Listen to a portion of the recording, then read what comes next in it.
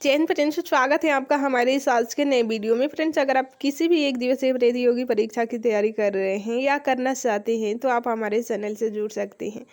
इस चैनल पर कम टाइम में महत्वपूर्ण प्रश्नों का फास्ट रिवीजन करवाया जा रहा है। फ्रेंड्स, आज से एक नया सीरीज स्टार्ट किया जा रहा है जिसमें हम लोग रिवीजन करने वाले हैं कंप्लीट घटना चक्र पूर्वावलोकन को। इसमें history, geography, polity science, economics, पर्यावरण, परिस्थितिकी सभी को हम लोग रिवीजन करेंगे एक एक करके।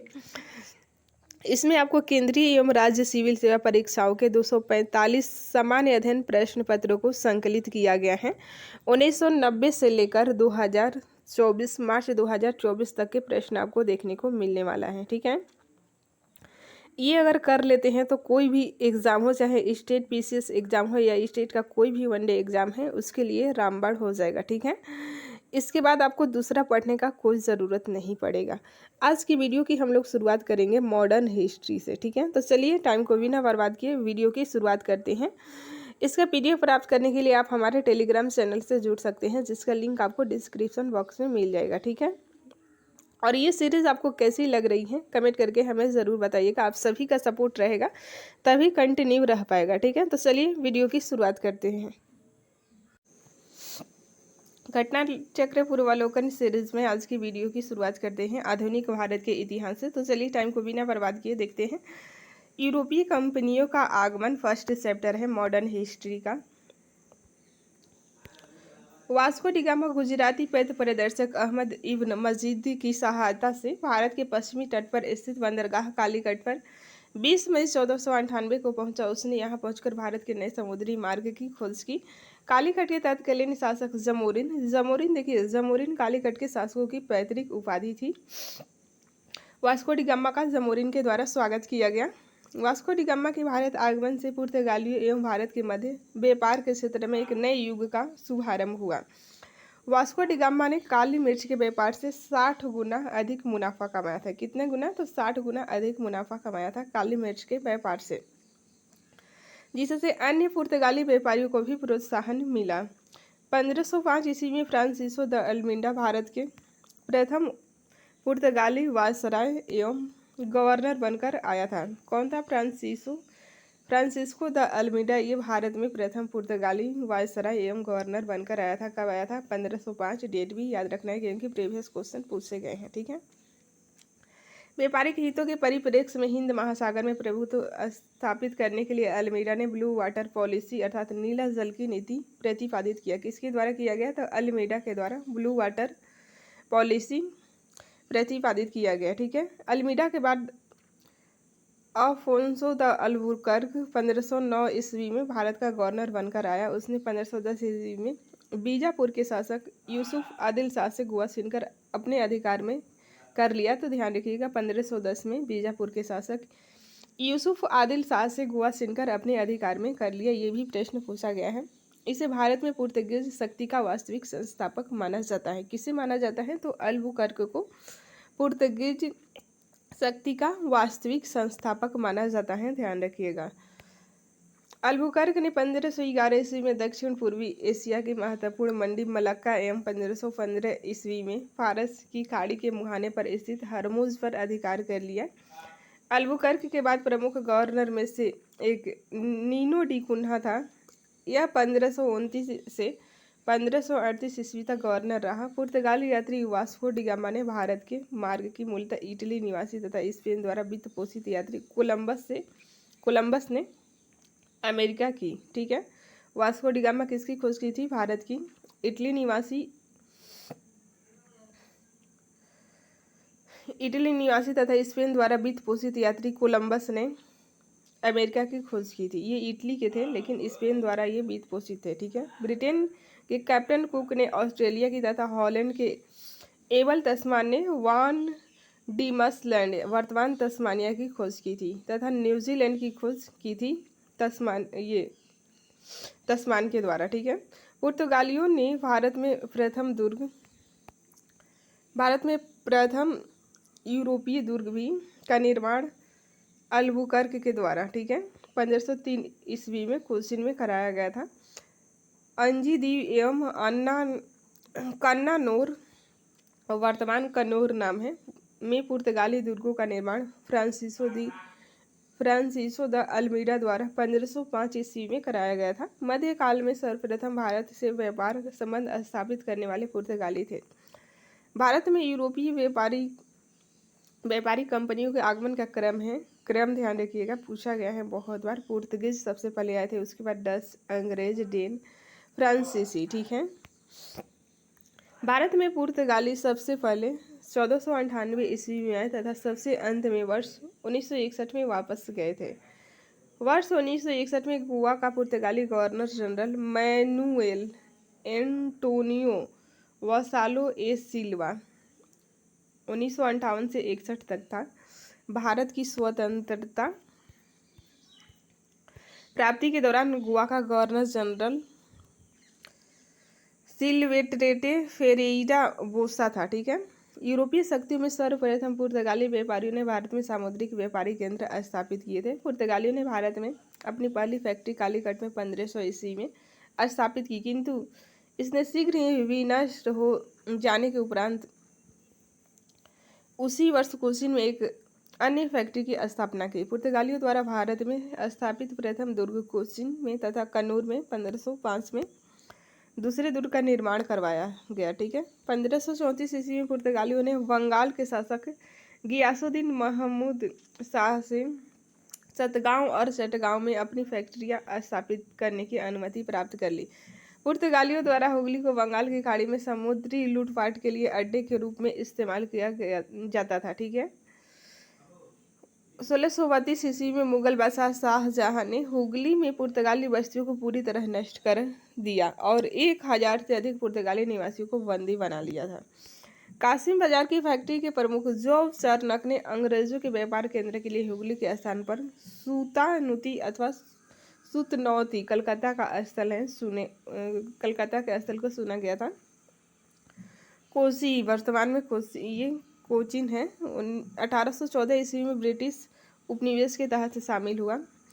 अंग्रेजी ईस्ट इंडिया कंपनी का सूत्रपात 1599 ईस्वी में हुआ, जब लंदन के कुछ साहसिक व्यापारियों ने एक समूह का गठन कर 30,133 पाउंड की वचनबद्ध अभिदत्त पूंजी के साथ ईस्ट इंडीज कंपनी के लिए अभिप्रेत समुद्री अभियान हेतु आवेदन प्रस्ताव ब्रिटिश क्राउन के समक्ष प्रस्तुत किया। ठीक है। हालांकि इन साहसिक व्यापारियों के मूल प्रस्ताव को प्रिवी काउंसिल की स्वीकृति नहीं मिल सकी, तथापि अगले वर्ष वे पुनः एकत्र हुए और इस बार उन्होंने ब्रिटिश क्राउन की पूर्व सहमति से ईस्ट इंडीज अभियान हेतु जहाज एवं अन्य साजो सामान खरीदने प्रारंभ किए तथा अपने पूंजी को भी बढ़ाकर 68,373 पाउंड कर दिया। 31 दिसंबर 1600 को ब्रिटिश महारानी एलिजाबेथ ने इन्हें दी governor and company of merchants of London trading into the East Indies के नाम के तहत रॉयल चार्टर ऑफ इनकॉर्पोरेशन प्रदान किया और इस प्रकार ईस्ट इंडिया कंपनी का आधिकारिक रूप से गठन हुआ। ठीक है। इस दौरान भारत का बादशाह कौन था? तो अकबर था। बहुत बार पूछा गया है। 1556 से लेकर 1605 में अकबर की मृत्यु हुई थी। ठीक है। लिवेंट कंपनी को 1592 ईस्वी में स्थल मार्ग से भारत में व्यापार करने का अधिकार पत्र प्राप्त हुआ था। जहांगीर के शासनकाल में इंग्लिश ईस्ट इंडिया कंपनी ने सर्वप्रथम 1611 ईस्वी मछलीपट्टनम अथवा मछलीपट्टनम में एक अस्थायी कारखाना स्थापित किया। 1613 में सूरत में स्थापित कारखाना अंग्रेजों का प्रथम अस्थायी कारखाना था। ठीक है। सूरत में डचों द्वारा फैक्ट्री 1616 ईस्वी में, जबकि फ्रांसीसियों द्वारा 1668 ईस्वी में स्थापित की गई थी। थॉमस वेस्ट नामक अंग्रेज अधिकारी ने पुर्तगालियों को स्वाली के स्थान पर हराया था। तो ये भी प्रश्न पूछा गया है। थॉमस वेस्ट नामक अंग्रेज अधिकारी ने पुर्तगालियों को कहाँ पर हराया था? तो स्वाली के स्थान पर।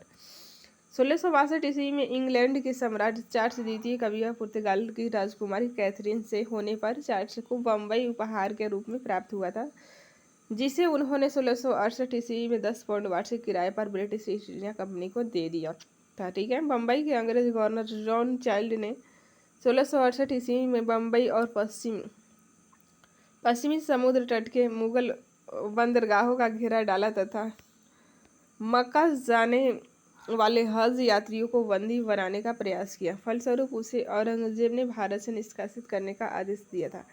कर्नाटक का प्रथम युद्ध कब हुआ था? 1746 से 48 के बीच ऑस्ट्रिया के उत्तराधिकारी युद्ध जो 1740 ईस्वी में आरंभ हुआ था का विस्तार मात्र था। ठीक है। गृह सरकारों की आज्ञा के विरुद्ध ही दोनों दलों अंग्रेज एवं फ्रांसीसी में 1746 ईस्वी में युद्ध आरंभ हो गया। अंग्रेज कैप्टन वार्नेट के नेतृत्व में अंग्रेजी सेना द्वारा कुछ फ्रांसीसी जहाजों पर अधिकार कर लेना युद्ध का तत्कालिक कारण था। ठीक है। तो कर्नाटक का प्रथम युद्ध का तत्कालिक कारण ध्यान रखिएगा, कुछ फ्रांसीसी जहाजों पर अधिकार कर लेना। प्रथम कर्नाटक युद्ध के समय ही कर्नाटक के नवाब अनवरुद्दीन ने महफूज खां के नेतृत्व में 10,000 की भारतीय सेना को फ्रांसीसियों पर आक्रमण करने के लिए भेजा। कैप्टन पैराडाइज के नेतृत्व में फ्रांसीसी सेना ने अडयार नदी पर स्थित सेंट थॉमे नामक स्थान पर नवाब की सेना को पराजित किया। यूरोप में युद्ध बंद होते ही कर्नाटक का प्रथम युद्ध समाप्त हो गया। एक्सला-शापेल की संधि 1748 से ईस्वी में हुआ था। ऑस्ट्रिया के उत्तराधिकारी युद्ध इसके तहत समाप्त हो गया था। ठीक है। मद्रास अंग्रेजों को पुनः प्राप्त हो गया था। एक्सला-शापेल की संधि के तहत 1748 में मद्रास अंग्रेजों को पुनः प्राप्त हो गया था। ठीक है। नेक्स्ट बात करते हैं, डुप्ले ने पहली बार वे हथकंडे प्रयोग किए जो भारत को जीतने के लिए अंग्रेजों के मार्गदर्शक बने। यह डुप्ले ही था जिसने पहली बार यूरोपीय सेना को भारतीय राज दरबारों में भारतीय व्यय पर नियुक्त करवाने तथा जिसने पहली बार यूरोपीय हितों के लिए भारतीय राजनीति में हस्तक्षेप किया तथा भारत में यूरोपीय साम्राज्य की नींव रखी। लुई 14 के मंत्री कार्ल बार्ट द्वारा 1664 ईस्वी में फ्रेंच ईस्ट इंडिया कंपनी की स्थापना हुई, जिसे फ्रांसीसी में कंपनी फ्रेंकाइज पोर ले कॉमर्स देश इंदेज ओरिएंटलेस कहा गया। फ्रांसीसी कंपनी का निर्माण राज्य द्वारा हुआ और राज्य ही इसका सारा खर्च देता था। 1667 ईस्वी में फ्रेंकोइस कैरो के नेतृत्व में एक अभियान दल भारत के लिए रवाना हुआ, जिससे 1668 ईस्वी में सूरत में अपने पहले व्यापारिक कारखाने की स्थापना की। मैरकार्ला गोलकुंडा के सुल्तान से एक अधिकार पत्र प्राप्त कर 1669 ईस्वी में मछलीपट्टनम में दूसरी फ्रांसीसी कोठी स्थापित की गई थी। कब की गई थी? 1669 ईस्वी में मछलीपट्टनम में। ठीक है। डच्चू ने अपनी पहली फैक्ट्री की स्थापना मछलीपट्टनम में की थी। डच्चू की बंगाल में पहली कंपनी पीपली में 1627 ईस्वी में स्थापित हुई थी। ठीक है। बंगाल में पहली कंपनी पीपली में 1627 में डच्चू के द्वारा स्थापित की गई थी। इसके कुछ ही दिनों बाद डच पीपली से बालासोर चले गए, परंतु बंगाल में डचों का व्यापार सही ढंग से 1653 ईस्वी में शुरू हुआ, जब उन्होंने चिनसूरा में अपनी कंपनी स्थापित की। चिनसूरा के डच किले को गुस्ताउस फोर्ट के नाम से जानते थे। यूरोप वासियों को सर्वोत्तम सोरा और अफीम बिहार से प्राप्त होता था। तो ये भी प्रश्न पूछा गया है बिहार स्पेशल के लिए, तो मोस्ट इम्पोर्टेंट है। यूरोप वासियों को सोरा कहाँ से प्राप्त होता था? सोरा और अफीम तो बिहार से ही प्राप्त होता था। अंग्रेजी शासनकाल में बिहार अफीम उत्पादन हेतु प्रसिद्ध था। भारत में यूरोपीय शक्तियों के आगमन का क्रम इस प्रकार है: पुर्तगीज, डच, अंग्रेज, डेन और फ्रांसीसी। तो ये क्रम ध्यान रखिएगा। अब चलते हैं एमसीक्यू प्रश्न पर, क्या क्या प्रश्न पूछे गए हैं। फर्स्ट क्वेश्चन है, वास्को डी गामा कालीकट पर किस वर्ष में आया था? राइट आंसर है ऑप्शन बी 1498 ईस्वी में। ठीक है। 1498 में वास्को डी गामा कालीकट पर आया था। डिटेल में समझते हैं। देखिए, मध्यकाल में सर्वप्रथम भारत से संबंध स्थापित करने वाले पुर्तगीज थे। प्रथम Portuguese Vasco D gamma Bharat के पश्चिमी तट पर स्थित बंदरगाह कालीकट पर 20 मई 1498 को पहुंचा। उसने यहाँ पहुंचकर भारत के नए समुद्री मार्ग की खोज की थी। ठीक है। कालीकट के तत्कालीन शासक जमोरिन ने वास्को डी गामा का स्वागत किया। पुर्तगाली व्यापारियों ने भारत में कालीकट, गोवा, दमन दीव एवं हुगली के बंदरगाहों में अपनी व्यापारिक कोठियां स्थापित की। 1505 ईस्वी में फ्रांसिसो द अल्मीडा भारत में प्रथम पुर्तगाली वायसराय एवं गवर्नर बनकर आया। व्यापारिक हितों के परिप्रेक्ष्य में हिंद महासागर में प्रभुत्व स्थापित करने के लिए अल्मीडा ने ब्लू वाटर पॉलिसी अर्थात नीला जल की नीति का प्रतिपादन किया था। ठीक है। नेक्स्ट क्वेश्चन है फ्रेंड्स, निम्न में से कौन नीला जल योजना यानी कि ब्लू वाटर नीति से संबंधित है? तो आप सभी को पता है the Almeida, Francisco de Almeida. ठीक है, ये भी उत्तराखंड पीसीएस 2016 में पूछा गया है। नेक्स्ट है, मध्यकाल में सर्वप्रथम भारत से व्यापार संबंध स्थापित करने वाले कौन थे? तो ये थे पुर्तगाली। मध्यकाल में सर्वप्रथम भारत से व्यापार स्थापित करने वाले थे पुर्तगाली। ठीक है, वास्को डी गामा भारत कब आया था? तो आप सभी को पता है 1498 ईस्वी में आया था। पुर्तगाली उपनिवेश का प्रथम वायसराय भारत में कौन हुआ था? राइट आंसर है अल्मेडा हुआ था प्रथम वायसराय। ठीक है, निम्नलिखित में से किसने वास्को डी गामा का कालीकट में स्वागत किया था? राइट आंसर है ऑप्शन सी, जमोरिन के द्वारा स्वागत किया गया था। नेक्स्ट क्वेश्चन है, वास्को डी गामा के संबंध में कौन से कथन सही हैं आपको बताना है। पहला स्टेटमेंट है, वास्को डी गामा के 1498 में भारत यात्रा के समय कालीकट का शासक जमोरिन ने स्वागत किया था। तो बिल्कुल सही है। प्रथम यात्रा में वास्को डी गामा लगभग 1 साल तक भारत में रहा था, जो कि गलत है, 1 साल तक नहीं रहा था। ठीक है, तीसरा है, वास्को डी गामा ने पुनः 1501 में भारत की यात्रा की थी। तो ये भी गलत है। ठीक है, इसमें आपको सही कथन की पहचान करना है, तो ऑप्शन नंबर डी सही हो जाएगा। इसमें केवल एक सही है। चलिए देखते हैं डिटेल में। 20 मई 1498 को वास्को डी गामा कालीकट पहुंचा। उस समय कालीकट का शासक जमोरिन था। उसने वास्को डी गामा का स्वागत किया। वह लगभग 3 महीने तक भारत रहा और भारतीय वस्तुओं से लदे हुए जहाज़ों के साथ पुर्तगाल वापस लौट गया। वास्को डी गामा पुनः 1502 में, न कि 1501 में, तो डेट ध्यान रखिएगा, 1502 ईस्वी में भारत आया था। ठीक है, नेक्स्ट क्वेश्चन है, सूची 1 को सूची 2 से सुमेलित करना है। समुद्री यात्री हैं और ये देश हैं। तो चलिए, वास्को डी गामा पुर्तगाली निवासी था, आप सभी को पता है। आगे देख लेते हैं।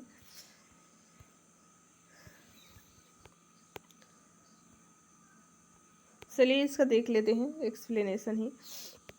पुर्तगाली यात्री वास्को डी गामा ने भारत के मार्ग की मूलतः इटली निवासी तथा स्पेन द्वारा वित्त पोषित यात्री कोलंबस ने अमेरिका की। ठीक है, तो कोलंबस की बात होगी तो ध्यान रखिएगा, अमेरिका की खोज की थी।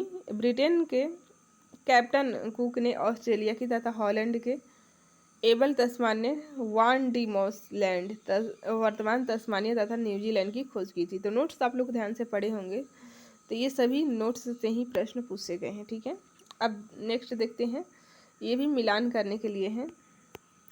चलिए इसका एक्सप्लेनेशन देख लेते हैं।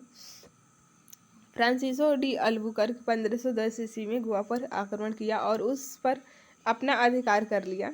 नूनो डा कुन्हा 1530 ईस्वी में पुर्तगाली हेडक्वार्टर को कोचिन से गोवा स्थानांतरित किया। ठीक है, सितंबर 1500 में पेड्रो अल्वारेज काब्राल का भारत में आगमन हुआ। 1505 ईस्वी में फ्रांसिसो डी अल्मेडा को भारत का पहला पुर्तगाली गवर्नर एवं वायसराय बनाया गया था। उसकी नीतियों को ब्लू वाटर पॉलिसी कहा गया था, क्योंकि उसका मुख्य उद्देश्य हिंद महासागर क्षेत्र में अपना प्रभुत्व स्थापित करना था। ठीक है, नेक्स्ट है, मिलान करने के लिए दिया हुआ है, खोजकर्ता और जन्म स्थान है। तो देख लेते हैं। देखिए, क्रिस्टोफर कोलंबस, ये इटली का था, जन्म इसका इटली हुआ था। Jacques Cartier sir Francis Drake United Kingdom का था। और मैगलन की बात करें तो ये पुर्तगाल का था। ठीक है, निम्नलिखित में से कौन भारत आने वाला यात्री पुर्तगाल देश का नहीं था? नहीं की बात है तो पीटर मूडी ये पुर्तगाल का नहीं था। ठीक है, डिटेल में समझते हैं। देखिए, पीटर मूडी 17वीं शताब्दी में भारत आने वाला ब्रिटिश व्यापारी, लेखक एवं यात्री था। चीन की चाय को चखने का उल्लेख करने वाला वह प्रथम ब्रिटिश नागरिक था। भारत में उसने पटना, आगरा एवं सूरत आदि नगरों की यात्रा की थी। ठीक है, नेक्स्ट क्वेश्चन है, भारत में पुर्तगाली शक्ति का वास्तविक संस्थापक कौन था? तो आप सभी को पता है अल्बुकर्क था वास्तविक संस्थापक। ठीक है, नेक्स्ट क्वेश्चन है, इसका एक्सप्लेनेशन देखते हैं। देखिए, भारत में पुर्तगाली शक्ति का वास्तविक संस्थापक अल्बुकर्क 1509 से 15 ईस्वी तक था। इसने भारत में एक प्रादेशिक शक्ति के रूप में पुर्तगाली राज्य की स्थापना की। नवंबर 1510 में बीजापुर के आदिल शाह सुल्तान से गोवा को जीतना अल्बुकर्क की पहली महत्वपूर्ण उपलब्धि थी। गोवा के विजय ने दक्षिण पश्चिमी समुद्र तट पर पुर्तगाली नौसैनिक प्रभुत्व पर मुहर लगा दी और इसके साथ ही भारत में क्षेत्रीय पुर्तगाली राज्य की स्थापना हुई। अल्बुकर्क ने भारत में पुर्तगालियों की संख्या में वृद्धि करने एवं उनकी अस्थायी बस्तियां बसाने के उद्देश्य से पुर्तगालियों को भारतीय महिलाओं के साथ विवाह करने के लिए प्रोत्साहित किया। ठीक है, नेक्स्ट क्वेश्चन है, भारत में यूरोपीय शक्तियों के प्रवेश के संदर्भ में निम्नलिखित में से कौन से कथन सही नहीं है? तो आपको नहीं की पहचान करनी है। तो देखिए, पुर्तगालियों ने 1499 में गोवा पर कब्जा किया, जो कि गलत है, 1510 में। ठीक है, तो गलत कथन की पहचान करनी है, ए सही हो जाएगा। दूसरा है, अंग्रेजों ने अपना पहला कारखाना दक्षिण भारत में मछलीपट्टनम में लगाया था, जो कि बिल्कुल सही है। पूर्वी भारत में अंग्रेजी कंपनी ने 1633 में उड़ीसा में पहला कारखाना लगाया, ये भी सही है। डुप्ले के नेतृत्व में फ्रांसीसियों ने 1746 में मद्रास पर कब्जा किया था, तो ये भी सही है। ठीक है, पुर्तगालियों ने भारत में निम्नलिखित में से किस स्थान पर प्रथम दुर्ग का निर्माण किया था? तो आप सभी को पता है, कोचीन में पुर्तगालियों के द्वारा प्रथम दुर्ग का निर्माण किया गया था, ध्यान रखिएगा। ठीक है, कब किया गया था? तो 1503 ईस्वी में किया गया था। किन यूरोपियों ने भारत में प्रथमतः सामुद्रिक व्यापारिक केंद्र स्थापित किए थे? तो ये थे पुर्तगाली। यूरोपीय शक्तियों में सर्वप्रथम पुर्तगाली व्यापारियों ने भारत में सामुद्रिक व्यापारिक केंद्र स्थापित किए। भारत में प्रथम पुर्तगाली वायसराय फ्रांसिस्को डी अल्मीडा ने 1509 ईस्वी में द्वीप पर अधिकार कर लिया। द्वीप पर अधिकार के साथ ही पुर्तगाली हिंद महासागर में सबसे अधिक शक्तिशाली हो गए। पुर्तगालियों ने हिंद महासागर से होने वाले व्यापार पर एक आधिपत्य स्थापित कर लिया तथा यहाँ से गुजरने वाले अन्य जहाजों से भी वसूली की। ठीक है,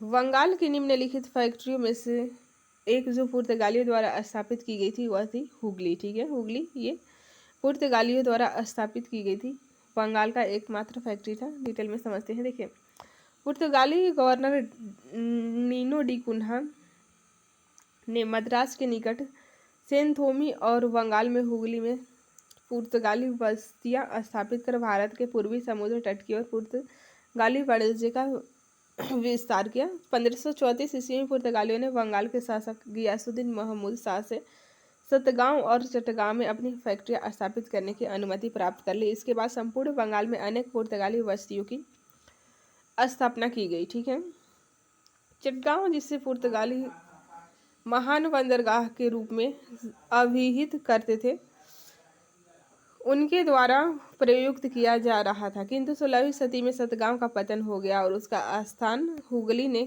ले ली। चिनसूरा में डचों ने गुस्ताउस किले का निर्माण कराया था। श्री रामपुर डेनिश का प्रमुख केंद्र था, तो आपको ध्यान रखना है। नेक्स्ट है, पांडिचेरी वर्तमान पुडुचेरी के संदर्भ में निम्नलिखित कथनों पर विचार करें। आपको बताना है कि कौन से कथन सही हैं। तो देखिए, पांडिचेरी पर कब्जा करने वाले पहले यूरोपीय शक्ति पुर्तगाली थे, जो कि बिल्कुल सही है। बाकी के दोनों गलत दिया हुआ है। इसका एक्सप्लेनेशन देख लेते हैं। राइट आंसर हो जाएगा ऑप्शन नंबर ए। ठीक है, पांडिचेरी में सर्वप्रथम पुर्तगालियों ने अपना उपनिवेश स्थापित किया था। पांडिचेरी में इसके बाद डेन्स और डचों ने अपनी व्यापारिक कोठियाँ स्थापित की थी, जिसके बाद 1673 ईस्वी में फ्रांसीसियों ने यहाँ अपनी बस्ती स्थापित की। अंग्रेजों ने भी पांडिचेरी पर 1793 ईस्वी में कब्जा कर लिया और फिर 1814 ईस्वी में हुई पेरिस की संधि के तहत इसे फ्रांस को सौंप दिया गया। इस प्रकार केवल कथन एक सही है। नेक्स्ट क्वेश्चन है, हुगली को बंगाल की खाड़ी में समुद्री लूटपाट के लिए किसने अड्डा बनाया था? तो आप सभी को पता है, पुर्तगालियों के द्वारा बनाया गया था। ठीक है,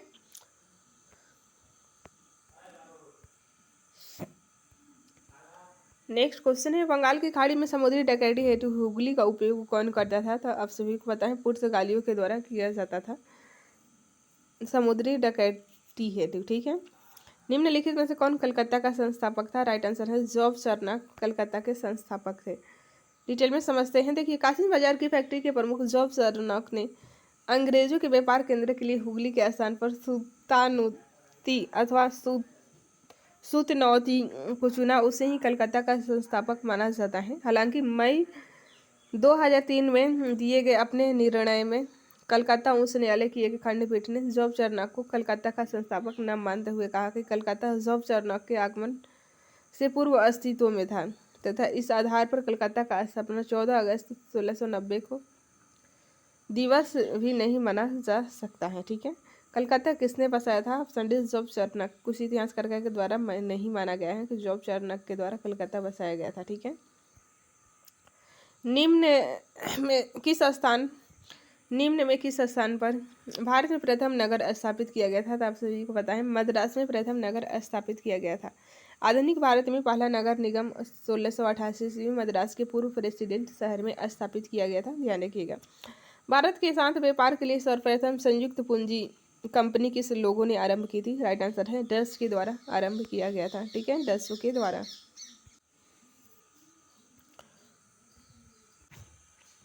नेक्स्ट क्वेश्चन है भारत के साथ व्यापार के लिए सर्वप्रथम संयुक्त पूंजी कंपनी किन लोगों ने आरंभ की थी? राइट आंसर है ऑप्शन बी डच्चू के द्वारा। ध्यान रखिएगा, डच्चू के द्वारा संयुक्त पूंजी आरंभ की गई थी। सॉरी, डिटेल में समझते हैं। देखिए, भारत के साथ व्यापार के लिए सर्वप्रथम संयुक्त पूंजी कंपनी 1599 ईस्वी में लंदन में स्थापित अंग्रेजी East India Company the governor and company of merchant of London trading into the East Indies थी। इसके बाद 1602 ईस्वी में डच संसद द्वारा पारित प्रस्ताव से एक संयुक्त डच ईस्ट इंडिया कंपनी की स्थापना हुई। विकल्प में ब्रिटेन न होने के कारण ऑप्शन बी सही उत्तर होगा। ठीक है, अगर ब्रिटेन ऑप्शन में है तो आपको ब्रिटेन ही सही उत्तर हो जाएगा, क्योंकि सबसे पहले ब्रिटेन में ही 1599 में आरंभ की गई थी।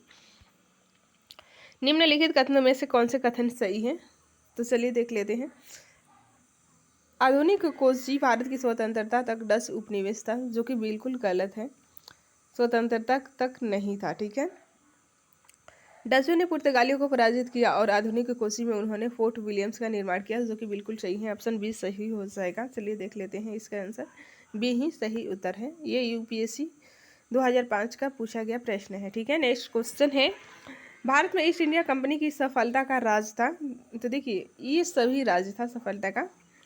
भारत में राष्ट्रीय भावना की कमी थी, कंपनी की सेना को पश्चिमी प्रशिक्षण मिला था तथा उनके पास आधुनिक हथियार थे। ठीक है, भारतीय सैनिकों में राष्ट्रीय भावना का अभाव था, जिसके फलस्वरूप कोई जो उन्हें अच्छा वेतन दे अपनी सेवा में लग सकता था। ठीक है, तो उपयुक्त तीनों सही हैं। Option number D.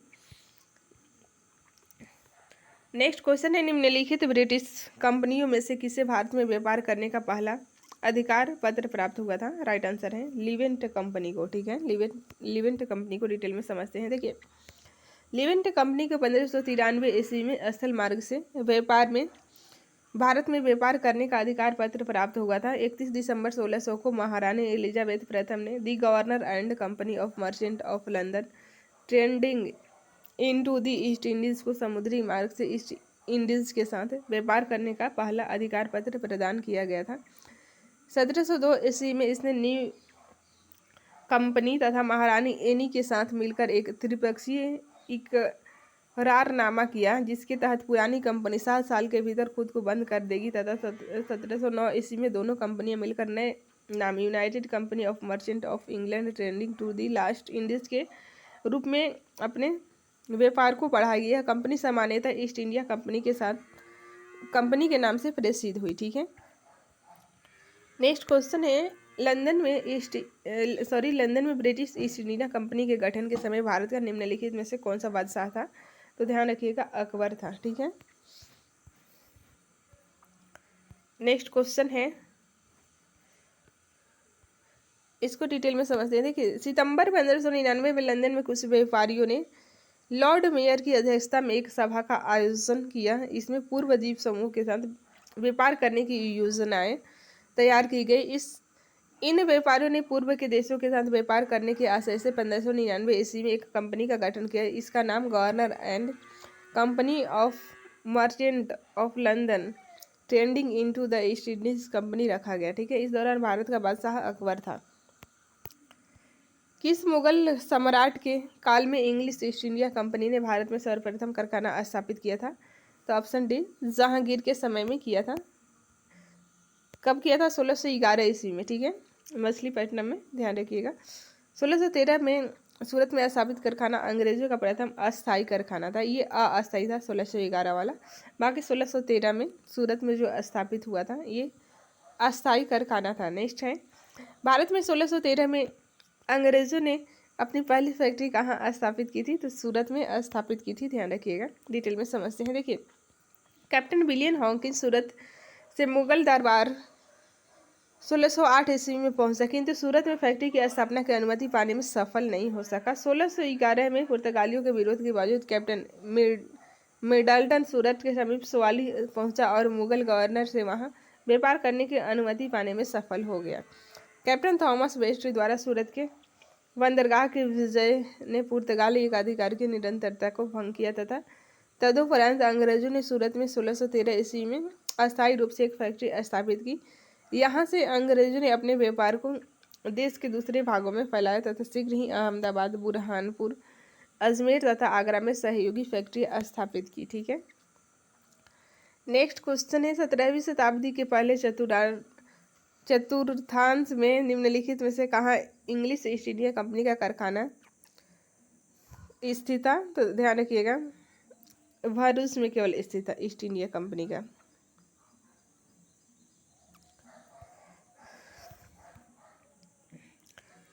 सत्रहवीं शताब्दी के पहले चतुर्थांश 1625 लगभग तक ईस्ट इंडिया कंपनी ने सूरत, भरूच, बुरहानपुर, अहमदाबाद और आगरा में अपने कारखाने स्थापित किए थे। ठीक है, ध्यान रखिएगा इस जगह का नाम सूरत, भरूच, बुरहानपुर, अहमदाबाद और आगरा।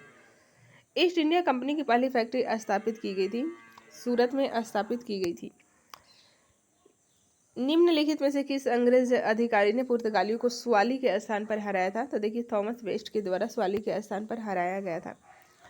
निम्नलिखित यूरोपीय व्यापारिक कंपनियों में से किसने सूरत में सर्वप्रथम अपना कारखाना स्थापित किया था? तो ध्यान रखिएगा, अंग्रेजों ने सूरत में सर्वप्रथम अपना कारखाना स्थापित किया था। डिटेल में समझते हैं। देखिए, यूरोपीय व्यापारिक कंपनियों में से ब्रिटिश ईस्ट इंडिया कंपनी ने सर्वप्रथम सूरत में फैक्ट्री स्थापित की थी। 1613 ईस्वी में जहांगीर ने अंग्रेज को सूरत में अस्थायी कारखाना स्थापित करने की अनुमति दी थी। सूरत में डचों द्वारा फैक्ट्री 1616 ईस्वी में, जबकि फ्रांसीसियों द्वारा 1668 में स्थापित की गई थी। उल्लेखनीय है कि ईस्ट इंडिया कंपनी ने सर्वप्रथम 1611 में मछलीपट्टनम में अपना कारखाना स्थापित किया था, जो कि अस्थायी था। इन्होंने अपना प्रथम अस्थायी कारखाना 1613 ईस्वी में सूरत में ही स्थापित किया था। फ्रांसीसियों ने भी अपना प्रथम कारखाना 1668 ईस्वी में सूरत में ही स्थापित किया था। ठीक है, वर्ष 1613 ईस्वी में अंग्रेजी ईस्ट इंडिया कंपनी को कहाँ एक कारखाना स्थापित करने की अनुमति मिली थी? तो ध्यान रखिएगा, सूरत में अनुमति मिली थी। नेक्स्ट क्वेश्चन है, ईस्ट इंडिया कंपनी के प्रारंभिक दौर में वेस्टर्न प्रेसिडेंसी कहाँ थी? तो ध्यान रखिएगा, सूरत में थी। वेस्टर्न प्रेसिडेंसी कहाँ थी ईस्ट इंडिया कंपनी के प्रारंभिक दौर में? तो सूरत में थी। ईस्ट इंडिया कंपनी ने बम्बई किससे लिया था? तो आप सभी को पता है, पुर्तगालियों से बम्बई लिया था दहेज में। ठीक है, ब्रिटिश ईस्ट इंडिया कंपनी ने बम्बई पुर्तगालियों से लिया था। 1661 ईस्वी में इंग्लैंड के सम्राट चार्ल्स द्वितीय का विवाह पुर्तगाल की राजकुमारी कैथरीन से होने पर चार्ल्स को पुर्तगालियों द्वारा बम्बई उपहार स्वरूप प्रदान किया गया था, जिसे उन्होंने 10 पाउंड वार्षिक किराए पर 1668 ईस्वी में ब्रिटिश ईस्ट इंडिया कंपनी को दे दिया था। नेक्स्ट है, निम्नलिखित में से किस वर्ष प्रयागराज उत्तर प्रदेश के किले पर अंग्रेजों का अधिकार स्थापित हुआ था? तो देखिए, आरो यारो 21 में का पूछा गया प्रश्न है, 1797 ईस्वी में। ठीक है, ऑप्शन डी सही हो जाएगा। 1797 ईस्वी में अंग्रेजों का अधिकार हो गया था उत्तर प्रदेश यानी कि प्रयागराज किले पर। अवध के नवाब सादत अली ने 1797 ईस्वी में प्रयागराज का किला अंग्रेजों को सौंप दिया था। नेक्स्ट है, ईस्ट इंडिया कंपनी के किस अंग्रेज गवर्नर को औरंगजेब द्वारा भारत से निष्कासित किया गया था? तो ये सर जॉन चाइल्ड को निष्कासित किया गया था, ध्यान रखिएगा। डिटेल में समझते हैं। देखिए, बम्बई में अंग्रेज गवर्नर जॉन चाइल्ड ने 1688 ईस्वी में बम्बई और पश्चिमी समुद्र तट के मुगल बंदरगाहों का घेरा डाला तथा मक्का जाने वाले हज यात्रियों को बंदी बनाने का प्रयास किया। फलस्वरूप उसे औरंगजेब ने भारत से निष्कासित करने का आदेश दिया था। मुगल शासक औरंगजेब के सामने उसे विवश होना पड़ा और अंततः उसे माफी मांगनी पड़ी। नेक्स्ट क्वेश्चन है, निम्नलिखित में से सर्वप्रथम कर्नाटक युद्ध का कौन सा तात्कालिक कारण था? तात्कालिक कारण देखते हैं कौन सा था। तो देखिए, अंग्रेजों द्वारा फ्रांसीसी जहाज का अधिग्रहण है, ये तात्कालिक कारण था। डिटेल में समझते हैं। देखिए, कर्नाटक का प्रथम युद्ध कब हुआ था? 1746 से 48 ईस्वी के बीच। ऑस्ट्रिया के उत्तराधिकारी युद्ध जो 1740 ईस्वी में आरंभ हुआ था का विस्तार मात्र था। गृह सरकारों की आज्ञा के विरुद्ध ही दोनों दलों अंग्रेज एवं फ्रांसीसी में 1746 ईस्वी में युद्ध प्रारंभ हो गया। अंग्रेज कैप्टन वारनेट के नेतृत्व में अंग्रेजी सेना द्वारा कुछ फ्रांसीसी जहाजों पर अधिकार कर लेना युद्ध का तत्कालिक कारण था। कर्नाटक युद्ध किन किन में लड़ा गया था? तो आप सभी को पता है, अंग्रेज और फ्रांसीसी के बीच लड़ा गया था कर्नाटक युद्ध। सूची 1 को सूची 2 से सुमेलित करना है और बताना है कि ये किस युद्ध का क्या परिणाम रहा था। तो चलिए देखते हैं इसका एक्सप्लेनेशन। देखिए, प्रथम कर्नाटक युद्ध एक्सला सापेल की संधि से अंत हुआ था। तृतीय कर्नाटक युद्ध पेरिस की संधि से अंत हुआ था। द्वितीय कर्नाटक युद्ध अनिर्णायक युद्ध था। अब प्रथम मैसूर युद्ध ब्रिटिश की हार हो गई थी। ठीक है, निम्नलिखित में से कौन सा एक सही सुमेलित नहीं है? आपको नहीं की पहचान करनी है। तो देखिए, पहला तो सही है। चलिए देखते हैं इसका एक्सप्लेनेशन। ये डेट ध्यान रखिएगा क्योंकि बार बार पूछा जाता है, मैच करने के लिए भी पूछा जाता है। प्रथम कर्नाटक युद्ध 1746 से 48 के बीच और द्वितीय कर्नाटक युद्ध 48 के बाद फिर 4954 याद रखिएगा। ठीक है, प्रथम कर्नाटक युद्ध के अगले साल ही द्वितीय कर्नाटक युद्ध भी शुरू हो गया था और तृतीय कर्नाटक युद्ध 54, 55, 56, 57, 58 4 साल गैप करके ध्यान रखिएगा। 1758 से 63 के बीच। पानीपत का तृतीय युद्ध 1761 में, आप सभी को पता है। उल्लेखनीय है कि भारत में अंग्रेजों और फ्रांसीसियों के बीच लड़े गए युद्ध को कर्नाटक युद्ध के नाम से जाना जाता है। ठीक है, नेक्स्ट है, निम्नलिखित में से कौन सा प्रथम यूरोपीय व्यक्ति था जिसने भू क्षेत्र अर्जित करने के उद्देश्य से भारतीय राजाओं के झगड़ों में भाग लेने की नीति आरंभ की थी? तो ये डुप्ले था। ठीक है, डुप्ले, ध्यान रखिएगा। एक्सप्लेनेशन देखते हैं। देखिए, डुप्ले ने पहली बार वे हथकंडे प्रयोग किए जो भारत को जीतने के लिए अंग्रेजों के मार्गदर्शक बने। डुप्ले प्रथम यूरोपीय था जिसने भू क्षेत्र अर्जित करने के उद्देश्य से भारतीय राजाओं के झगड़ों में भाग लेने की नीति आरंभ की। यह डुप्ले ही था जिसने पहली बार यूरोपीय सेना को भारतीय राज दरबारों में भारतीय व्यय पर नियुक्त करवाने तथा जिसने पहली बार यूरोपीय हितों के लिए भारतीय राजनीति में हस्तक्षेप किया तथा भारत में यूरोपीय साम्राज्य की नींव रखी। उसके बारे में जीबी मालेसन ने लिखा है कि उसी योजनाओं का प्रभाव उसके जाने के पश्चात भी रहा। यह भूमि जिसे उसने अपनी सूझबूझ से जोता तथा उर्वर बनाया और वह क्षमता जो उसने दर्शाई उसके लौटने के तुरंत पश्चात उसके प्रतिद्वंदियों ने उपयोग की और उससे अत्यधिक लाभ उठाया था। ठीक है, तो उसके जाने के बाद भी प्रभाव देखा गया था। नेक्स्ट क्वेश्चन है, भारत में फ्रांसीसियों ने अपना सबसे पहला कारखाना निम्न स्थानों में लगाया था। फ्रांसीसियों की बात हो रही है तो सूरत, ध्यान रखिएगा। फ्रांसीसियों के द्वारा सूरत में लगाया गया था प्रथम कारखाना। लुईस चौदह के मंत्री काल्बर्ट द्वारा 1664 ईस्वी में फ्रेंच ईस्ट इंडिया कंपनी की स्थापना हुई थी। कब हुई थी? 1664 में। डेट भी ध्यान रखिएगा। जिसे कंपनी देश इंदेश ओरिएंटलेस कहा गया। फ्रांसीसी कंपनी का निर्माण राज्य द्वारा हुआ और राज्य ही इसका सारा खर्च देता था। 1667 ईस्वी में फ्रांसीसी कैरो के नेतृत्व में एक अभियान दल भारत के लिए रवाना हुआ जिसने 1668 ईस्वी में सूरत में अपने पहले व्यापारिक कारखाना की स्थापना की। ठीक है, नेक्स्ट क्वेश्चन है, फ्रांसीसी ईस्ट इंडिया कंपनी स्थापित कब हुई थी? किसके शासनकाल में? लुईस चौदहवें के काल में हुई थी। लुईस चौदहवें के काल में, ध्यान रखिएगा। निम्नलिखित में से किसे भारत में फ्रांसीसी कंपनी का संस्थापक माना जाता है? तो काल्बर्ट को माना जाता है फ्रांसीसी कंपनी का संस्थापक भारत में। बंगाल में निम्नलिखित में से कौन सा कारखाना डचों ने स्थापित किया था? BC दोनों हो जाएगा इसमें, चिंसुरा और हुगली। ठीक है, एक्सप्लेनेशन देखते हैं। देखिए, डचों की बंगाल में पहली कंपनी पीपली में 1627 ईस्वी में स्थापित हुई। इसके कुछ ही दिनों बाद डच पीपली से बालासोर चले गए। बंगाल में डचों ने 1635 ईस्वी से प्रारंभ कर 1656 ईस्वी के बीच कुछ समय तक हुगली में फैक्ट्री का संचालन किया। 1656 ईस्वी के बाद हुगली के ही एक गांव चिंसुरा में 1653 ईस्वी में स्थापित फैक्ट्री डचों के व्यापार का मुख्य केंद्र बनी। स्पष्ट है कि दिए गए विकल्पों में डचों का कारखाना चिनसुरा हुगली के एक ग्राम के साथ साथ हुगली मुख्यालय में भी था। 17वीं शताब्दी के समाप्त होने तक डच कंपनी कासिम बाजार, पटना, ढाका, मालदा, बालासोर, बांगरोर, जुगदिया, फतवा आदि स्थानों पर स्थापित हो चुकी थी। नेक्स्ट है, डच ईस्ट इंडिया कंपनी ने किस वर्ष अपनी फैक्ट्री पटना में स्थापित की थी? तो ध्यान रखिएगा 1632 में पटना में स्थापित की थी, ये भी बहुत बार पूछा गया है बिहार स्पेशल के लिए, तो मोस्ट इंपॉर्टेंट क्वेश्चन है। डिटेल में समझते हैं। देखिए, बंगाल के समृद्ध व्यापार की तरफ आकर्षित हो डसो ने 1615 एवं 1629 ईस्वी में असफल प्रयास किए। यद्यपि बंगाल में व्यापार का सुअवसर उन्हें 1632 में प्राप्त हुआ। 1632 ईस्वी में सर्वप्रथम पटना में डच ईस्ट इंडिया कंपनी का प्रवेश हुआ। यद्यपि पटना में डच फैक्ट्री की स्थापना 1632 में हुई थी, संबंधित कोई स्रोत प्रामाणिकता की कसौटी पर स्पष्ट नहीं है। यद्यपि इतिहासकार ओम प्रकाश ने 1638 ईस्वी में पटना में डच फैक्ट्री की स्थापना संबंधी तथ्य प्रस्तुत किए हैं। ठीक है, तो 1632 वाले कोई प्रमाण नहीं है, लेकिन यही अब ऑप्शन में रहता है, तो 1632 ही ध्यान रखना है। ठीक है, जो आर्थिक तंगी के कारण उसी वर्ष बंद हो गए। वर्तमान में डच फैक्ट्री का वह स्थान पटना कॉलेज के नाम से जाना जाता है। तो अभी जो वर्तमान में पटना कॉलेज है वहीं डच फैक्ट्री का स्थान था। नेक्स्ट है, फ्रांसीसी दक्कन में शक्ति आंदोलन स्थापित करने में असफल रहे। क्यों? क्योंकि अंग्रेजों की फौज शक्तिशाली थी। अंग्रेजों की फौज शक्तिशाली थी। फ्रांसीसियों की पराजय का एक मुख्य कारण उसकी कमजोर नौसेना थी। वाल्टेयर के अनुसार ऑस्ट्रिया के उत्तराधिकारी युद्ध के समय फ्रांस की जल शक्ति का इतना ह्रास हुआ कि सप्तवर्षीय युद्ध के समय उनके पास एक भी जलपोत नहीं था। दूसरी ओर अंग्रेज के पास एक शक्तिशाली सेना थी, तो ये भी हार का मुख्य कारण था, ध्यान रखिएगा। नेक्स्ट है, निम्न यूरोपीय शक्तियों को भारतीय व्यापार में समय समय पर प्रवेश किया है। तो देखिए, इसका सही उत्तर हो जाएगा, सबसे पहले आए थे पुर्तगाली आए थे। ठीक है, 20 सही हो जाएगा। उसके बाद डच आए थे, अंग्रेज तीसरे नंबर पर, और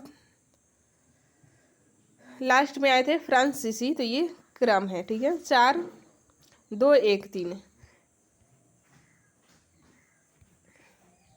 नेक्स्ट है, सूची 1 को सूची 2 से सही सुमेलित करें। सूची के अंत में दिए गए कोड का उत्तर चुनना है आपको, सही उत्तर। चलिए देखते हैं। देखिए, पांडिचेरी की बात करें तो ये फ्रेंच के द्वारा, गोवा पुर्तगीज के द्वारा अधिकार किया गया था, ट्रांकेवार डेनिश के द्वारा, और सद्रास डचों के द्वारा। उस क्षेत्र की पहचान करें जहाँ से यूरोप वासियों को सर्वोत्तम सोरा और अफीम प्राप्त होता था, तो ये था आपका बिहार था। ठीक है,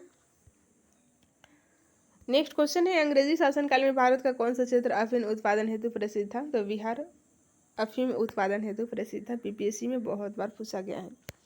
निम्नलिखित यूरोपियों में से कौन सा एक स्वतंत्रता पूर्व भारतीय व्यापारी के रूप में सबसे अंत में आए थे? तो अंत की बात होगी तो आपको ध्यान रखना है फ्रांसीसी, और प्रथम की बात होगी तो पुर्तगाली ध्यान रखना है। नेक्स्ट क्वेश्चन है, इसका एक्सप्लेनेशन देखते हैं। देखिए, 16वीं 17वीं शताब्दी में यूरोप के अनेक राष्ट्रों के व्यापारी समय समय पर व्यापार की वजह से भारत में आए। इन यूरोपियों में सबसे पहले 1498 में पुर्तगाली, 1605 में डच, 1608 में अंग्रेज तथा 1664 में फ्रांसीसियों का आगमन हुआ था। इस प्रकार उपयुक्त विकल्पों में भारत आने वाले व्यापारियों में सबसे अंत में फ्रांसीसी का आगमन हुआ था। नेक्स्ट है, निम्नलिखित में से किन स्थानों पर डचों ने अपने व्यापारिक अड्डे स्थापित किए थे? ध्यान रखिएगा, उपयुक्त सभी हो जाएंगे। उपयुक्त सभी जगह पर व्यापारिक अड्डे स्थापित किए थे। नागपट्टनम, चिंसूरा, मछलीपट्टनम, सूरत, भरूच, आगरा, कोचीन, अहमदाबाद, पटना, ये सभी डचों के द्वारा स्थापित किए गए थे। ठीक है, नेक्स्ट क्वेश्चन है, निम्नलिखित पर विचार करें। आपको बताना है कि भारत को देन थी। उपयुक्त में से कौन अंग्रेजों की भारत की देन थी? तो अंग्रेजों की देन की बात हो रही है। मृदा के स्वरूप तथा उपज के गुणों के आधार पर भूमि राजस्व का मूल्यांकन, जो कि गलत है, अंग्रेजों के द्वारा नहीं थी। युद्ध में चलती फिरती तोपों का उपयोग, ये भी नहीं था। तंबाकू और लाल मिर्च की खेती, तो इनमें से कोई भी नहीं था। ठीक है, चलिए एक्सप्लेनेशन देखते हैं, जो कि मोस्ट इंपॉर्टेंट है, ध्यान से सुनिए। देखिए, मृदा के स्वरूप तथा उपज के गुणों के आधार पर भूमि राजस्व का मूल्यांकन अंग्रेजों से पूर्व शेरशाह सूरी एवं अकबर के द्वारा किया जा चुका था। ठीक है, भारत में तंबाकू और लाल मिर्च की खेती पुर्तगालियों की देन थी, और चलती फिरती तोपों का प्रचलन मुगल में भी था। अकबर के आयुध निर्माण कारखाने में तमाम प्रकार की बड़ी छोटी तोपें तैयार की जाती थी। तो इस प्रकार इनमें से कोई भी अंग्रेजों की देन नहीं थी। नेक्स्ट है, किसने ईस्ट इंडिया कंपनी के बारे में यह टिप्पणी की थी कि कंपनी एक असंगति है, परंतु यह उस व्यवस्था का भाग है जहाँ सब कुछ असंगति है? तो ये था आपका टीवी मैकाले का कथन है। ईस्ट इंडिया कंपनी के बारे में टीवी मैकाले का ये कथन है। ऑप्शन नंबर 20 सही हो जाएगा। एक्सप्लेनेशन देखते हैं। देखिए, लॉर्ड थॉमस वेविंगटन मैकाले ब्रिटेन का राजनीतिज्ञ तथा इतिहासकार था। 1834 से 1838 ईस्वी तक वह भारत की सुप्रीम काउंसिल में लॉ मेंबर तथा लॉ कमीशन का प्रधान रहा। प्रसिद्ध दंड विधान ग्रंथ द इंडियन पिनल कोड की पांडुलिपि इसी ने तैयार की थी। अंग्रेजी को भारत की सरकारी भाषा तथा शिक्षा का माध्यम और यूरोपीय साहित्य, दर्शन तथा विज्ञान को भारतीय शिक्षा का लक्ष्य बनाने में इसकी महत्वपूर्ण भूमिका थी। ईस्ट इंडिया कंपनी की नीतियों पर टिप्पणी करते हुए मैकाले ने कहा था कि कंपनी एक असंगत है, परंतु यह उस व्यवस्था का भाग है जहाँ सब कुछ ही असंगत है। ठीक है। नेक्स्ट क्वेश्चन है, एक्सलासापेल 1748 ईस्वी की संधि के संदर्भ में निम्नलिखित में से कौन से कथन सही है, तो आपको बताना है। देखिए, सही उत्तर हो जाएगा, इसमें दोनों सही हैं। प्रथम कर्नाटक युद्ध की समाप्ति हुई थी और अंग्रेजों को मद्रास पुनः प्राप्त हो गया था। 1 और 2 इसमें दोनों सही हैं। डिटेल में समझते हैं। एक्सलासापेल की संधि 1748 में से ऑस्ट्रिया के उत्तराधिकारी का युद्ध समाप्त हो गया। यूरोप का युद्ध बंद होते ही कर्नाटक का प्रथम युद्ध समाप्त हो गया तथा मद्रास अंग्रेजों को पुनः प्राप्त हो गया था। ठीक है। नेक्स्ट क्वेश्चन है, भारत में अंग्रेजों की सफलता तथा फ्रांसीसियों की असफलता के कारण के संदर्भ में निम्नलिखित में से कौन से कथन सही हैं,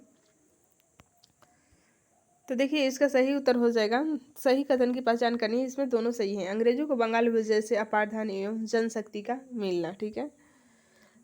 अंग्रेजों की बेहतर नौसैनिक ताकत, तो ये दोनों सही हो जाएगा। आरओ में पूछा गया प्रश्न है। भारत में अंग्रेजों की सफलता के कई कारण थे। इसमें अंग्रेजों की बेहतर नौसैनिक ताकत, बंगाल पर नियंत्रण से अपार धन जन की प्राप्ति, कंपनी की विभिन्न इकाइयों में समन्वय, योग्य नेतृत्व आदि थे। ठीक है। तो ये फर्स्ट चैप्टर हम लोग कंप्लीट कर चुके हैं। नेक्स्ट चैप्टर है ईस्ट इंडिया कंपनी और बंगाल के नवाब। नोट्स देखते हैं, शॉर्ट नोट्स जो कि मोस्ट इंपॉर्टेंट हैं, ध्यान से सुनते जाइए। ये नोट्स को ध्यान से सुन लेते हैं तो आपको आने वाले क्वेश्चन बनने लगेंगे। ठीक है। मुगल सम्राट द्वारा स्वतंत्र रूप से नियुक्त बंगाल का अंतिम गवर्नर मुर्शिद कुली खान 1717 से 1727 ईस्वी तक था। इसने अपनी राजधानी ढाका से मकसूदाबाद बनाया और नगर का नाम मुर्शिदाबाद रख दिया। ठीक है। इसने भूमि बंदोबस्त में इजारा व्यवस्था प्रारंभ की। अली वर्दी खान 1740 से 1756 ने यूरोपियों की तुलना मधुमक्खियों से की तथा कहा कि यदि उन्हें न छेड़ा जाए तो ये शहद देंगी और यदि छेड़ा जाए तो ये काट काट कर मार डालेंगी। किसका कथन है, तो अली वर्दी खान का। ये भी बहुत बार पूछा गया है, ध्यान रखिएगा। इसकी मृत्यु के पश्चात उसका दौहित्र सिराजुद्दौला उत्तराधिकारी बना। ब्लैक होल की कथित घटना 20 जून 1756 को सिराजुद्दौला के समय में हुई थी। जेड हॉलवेल को शेष जीवित रहने वालों में से एक था। हॉलवेल ये शेष जीवित रहने वालों में से एक था। इसके अनुसार 18 फीट लंबे तथा 14 फीट 10 इंच चौड़े कक्ष में 146 अंग्रेज बंदी बंद कर दिए गए और अगले दिन उनमें से केवल 23 व्यक्ति ही बच पाए। यह घटना ब्लैक होल के नाम से प्रसिद्ध है। समकालीन मुस्लिम इतिहासकार गुलाम हुसैन ने अपनी पुस्तक सियार उल मुतखैरिन में इसका कोई उल्लेख नहीं किया है। ठीक है। तो ये इसमें उल्लेख नहीं किया गया है मुस्लिम इतिहासकार गुलाम हुसैन के द्वारा। भारतवर्ष में ब्रिटिश साम्राज्य का संस्थापक लॉर्ड रॉबर्ट क्लाइव को माना जाता है, जिसने प्लासी के युद्ध 23 जून जो कि 1757 में हुआ था, बंगाल के नवाब सिराजुद्दौला को पराजित कर पहली बार भारत में ब्रिटिश प्रभुत्व की नींव रखी थी। प्लासी वर्तमान नाम प्लासी है। ये कहाँ पर है, तो बंगाल में है। युद्ध मैदान पश्चिम बंगाल राज्य के नदिया जिले में भागीरथी नदी के किनारे स्थित है। क्लाइव भारत में बंगाल के गवर्नर के पद पर 1757 से 60 के बीच रहा था। 1765 से 67 तक रहा था। ठीक है। 2 बार रहा था, 1757 से 60 तक और फिर 1765 से 67 के बीच। इस दौरान उसने अवध के नवाब शुजाउद्दौला के साथ इलाहाबाद की संधि की। तो ये इलाहाबाद की संधि किन किन किन के बीच हुई थी, ध्यान रखिएगा। शुजाउद्दौला के साथ, अवध के नवाब शुजाउद्दौला और रॉबर्ट क्लाइव के बीच, अंग्रेजों के बीच। ठीक है। अंग्रेज सैनिकों का एक श्वेत विद्रोह उसके समय में हुआ था। क्लाइव द्वारा बंगाल में सफलतापूर्वक एक लुटेरा राज्य की स्थापना की गई थी। क्लाइव एक सैनिक के रूप में जन नेता था। विलियम पिट का यह कथन है कि वह स्वर्ग से उत्पन्न सेना नायक था। किसका कथन है, विलियम पिट का। स्वर्ग से उत्पन्न सेना नायक किसके बारे में, तो ये रॉबर्ट क्लाइव के बारे में। ठीक है। अलीवर्दी खान के उत्तराधिकारी नवाबों में मीर कासिम सबसे योग्य था। पूर्णिमा तथा रंगपुर के फौजदार के रूप में वह अपनी योग्यता पहले ही दर्शा चुका था। वह अपनी राजधानी मुर्शिदाबाद से मुंगेर ले आया। संभवतः वह मुर्शिदाबाद के षड्यंत्र में वातावरण तक कलकत्ता से दूर रहना चाहता था ताकि अंग्रेजों का हस्तक्षेप अधिक न हो। मीर कासिम ने सेना का गठन यूरोपीय पद्धति पर करने का निश्चय किया। उसके अनुसार मुंगेर में तोपें तथा जोड़ीदार बंदूकें बनाने की व्यवस्था की गई। इसके अतिरिक्त मीर कासिम राज्य की आर्थिक स्थिति को भी सुधारने के लिए प्रयत्नशील रहा। ठीक है, जिन अधिकारियों ने गबन किया था उन पर बड़े बड़े जुर्माने लगाए गए, कुछ ने कर भी उसने लगाए। 22 अक्टूबर 1764 को अंग्रेज ने मीर कासिम अवध के नवाब शुजाउद्दौला तथा दिल्ली के मुगल सम्राट शाह आलम द्वितीय की सम्मिलित सेना को बक्सर के युद्ध में पराजित किया। इस युद्ध में अंग्रेजों की कमान मेजर हेक्टर मुनरो के हाथ में थी। इस युद्ध के समय वेस्टटार्ट बंगाल का गवर्नर था। इस युद्ध के परिणाम ने प्लासी के निर्णयों पर मुहर लगा दी। भारत में अब अंग्रेजों को चुनौती देने वाला कोई दूसरा नहीं था। इलाहाबाद तक का प्रदेश अंग्रेजों के अधिकार में आ गया तथा दिल्ली की विजय का मार्ग खुल गया। बक्सर का युद्ध भारतीय इतिहास में निर्णायक सिद्ध होगा। बक्सर के युद्ध के समय बंगाल का नवाब मीर जाफर तथा दिल्ली का शासक शाह आलम द्वितीय था। इलाहाबाद की दूसरी संधि 16 अगस्त 1765 के अनुसार शाह आलम को अंग्रेजी संरक्षण में ले लिया गया तथा उसे इलाहाबाद में रखा गया। ठीक है, इलाहाबाद तथा कड़ा के जो क्षेत्र नवाब ने छोड़ दिए थे शाह आलम को मिले। 12 अगस्त 1765 की संधि के अनुसार मुगल बादशाह शाह आलम द्वितीय ने कंपनी को बंगाल, बिहार तथा उड़ीसा के दीवानी अस्थायी रूप से दे दी। इस समय Robert Clive east India company का बंगाल का गवर्नर था। इसी समय बंगाल में द्वैध शासन की शुरुआत हुई। कंपनी ने दीवानी कार्य के लिए 2 उप दीवान, बंगाल के लिए मोहम्मद रजा खान तथा बिहार के लिए राजा सीताब राय की नियुक्ति की थी। शाह आलम द्वितीय का संपूर्ण जीवन आपदाओं से ग्रस्त रहा तथा उसे अंधा कर दिया गया था। शाह आलम द्वितीय को अंधा कर दिया गया था। शाह आलम द्वितीय के समय में 1803 ईस्वी में दिल्ली पर अंग्रेजों का अधिकार हो गया। शाह आलम द्वितीय तथा उसके 2 उत्तराधिकारी अकबर द्वितीय और बहादुर शाह द्वितीय को ईस्ट इंडिया कंपनी के पेंशन भोगी मात्र बनकर रहे। 1765 ईस्वी में अंग्रेजों द्वारा सिलहट की दीवानी प्राप्त की गई तथा वर्मा युद्ध के बाद स्कॉट द्वारा सिलहट को जयंतिया तथा गारो पहाड़ी क्षेत्रों से जोड़ने के लिए सड़कों का निर्माण किया जाने लगा, जिसके विरोध स्वरूप इन पहाड़ियों पर रहने वाले खासी जनजातियों के लोगों ने अपने नेता तीरथ सिंह के नेतृत्व में विद्रोह किया था। ठीक है, के.एम. पनिकर ने कहा है कि 1765 से 1772 ईस्वी तक कंपनी ने बंगाल में डाकुओं का राज्य स्थापित कर दिया। अब प्रश्न देखते हैं क्या क्या पूछे गए हैं। निम्नलिखित में से कौन एक मुगल सम्राट द्वारा नियुक्त बंगाल का अंतिम गवर्नर था? राइट आंसर है मुर्शिद कुली खान अंतिम था। ठीक है, मुगल सम्राट के द्वारा नियुक्त। डिटेल में समझते हैं। देखिए, मुगल सम्राट फर्रुखसिंह द्वारा 1717 ईस्वी में मुर्शिद कुली खान को बंगाल का गवर्नर सूबेदार नियुक्त किया गया था। मुर्शिद कुली खान की मृत्यु के पश्चात उसका दामाद सुजाउद्दीन बंगाल का सूबेदार बना, जिसे तत्कालीन मुगल सम्राट मुहम्मद शाह रंगीला द्वारा मान्यता प्रदान की गई। अतः मुगल सम्राट द्वारा नियुक्त बंगाल का अंतिम गवर्नर मुर्शिद कुली खान था। आपको ध्यान रखना है। नेक्स्ट है मुगल बादशाह द्वारा नियुक्त बंगाल का अंतिम सूबेदार, वही क्वेश्चन है मुर्शिद कुली खान, ध्यान रखिएगा। नेक्स्ट क्वेश्चन है निम्नलिखित में से कौन सा युद्ध था जिसने भारत में ब्रिटिश प्रभुत्व को प्रारंभ किया? ऑप्शन बी प्लासी का युद्ध हो जाएगा, प्लासी का युद्ध। डिटेल में समझते हैं। भारत में ब्रिटिश प्रभुत्व का प्रारंभ प्लासी के युद्ध से हुआ। प्लासी के युद्ध 23 जून 1757 में और रॉबर्ट क्लाइव के नेतृत्व में अंग्रेजों ने बंगाल के नवाब सिराजुद्दौला को पराजित किया। नवाब की सेना 3 राजद्रोहियों मीर जाफर, यार लतीफ और राय दुर्लभ की सेना नायकत्व में थी। नवाब की एक अग्रगामी टुकड़ी के नेता मीर मदन तथा मोहनलाल ने सहसा एक गोली में रणभूमि में ही मीर मदन मारा गया। नवाब सिराजुद्दौला द्वारा अपने प्रमुख अधिकारियों से मंत्रणा के दौरान मीर जाफर ने उसे पीछा हटने को कहा तथा यह भी कहा कि नवाब को सेना का नेतृत्व सेना अध्यक्षों के हाथ में छोड़ युद्ध क्षेत्र से चले जाना चाहिए। सिराजुद्दौला वापस मुर्शिदाबाद लौट गया, यही उसकी हार का कारण बना। प्लासी के युद्ध ने अंग्रेजों को तत्कालीन सैनिक एवं वाणिज्यिक लाभ प्रदान किया, इसने कृषि उत्पादन और दस्तकारियों के क्षेत्र में अग्रणी 3 राज्यों बिहार, बंगाल और उड़ीसा में राजनीतिक प्रभुत्व स्थापित करने के लिए पृष्ठभूमि तैयार की। इन युद्ध ने वस्तुतः भारत में ब्रिटिश साम्राज्य की नींव डाली तथा ऐसे भारत में ब्रिटिश ईस्ट इंडिया कंपनी की पहली निर्णायक सफलता माना जाता है, जबकि सर्वाधिक निर्णायक युद्ध बक्सर का युद्ध 1764 ईस्वी था, जिसने भारत में वास्तविक रूप से ब्रिटिश प्रभुसत्ता स्थापित की थी। नेक्स्ट क्वेश्चन है, इंग्लैंड की ईस्ट इंडिया कंपनी की भारत में प्रथम निर्णायक सैन्य सफलता मानी जाती है, तो ऑप्शन बी हो जाएगा, प्लासी का युद्ध हो जाएगा। ठीक है, प्लासी का युद्ध कब लड़ा गया था, तो आप सभी को पता है 1757 को, 23 जून 1757, डेट भी ध्यान रखिएगा क्योंकि पूछा गया है। ठीक है, सिराजुद्दौला लॉर्ड क्लाइव द्वारा परास्त हुआ था, किस युद्ध में परास्त हुआ था, तो ये प्लासी के युद्ध में परास्त हुआ था। भारतवर्ष में ब्रिटिश साम्राज्य का संस्थापक कौन था, आप सभी को पता है रॉबर्ट क्लाइव था। ठीक है, ऑप्शन नंबर सी सही हो जाएगा। एक्सप्लेनेशन देखते हैं। देखिए, भारतवर्ष में ब्रिटिश साम्राज्य के संस्थापक लॉर्ड रॉबर्ट क्लाइव को माना जाता है, जिसने प्लासी के युद्ध 23 जून 1757 में बंगाल के नवाब सिराजुद्दौला को पराजित कर पहली बार भारत में ब्रिटिश प्रभुत्व की नींव रखी थी। ठीक है, निम्नलिखित में से किसे स्वर्ग से उत्पन्न सेना नायक कहा गया है, तो हम लोग देख चुके हैं, रॉबर्ट क्लाइव को कहा गया है। ठीक है,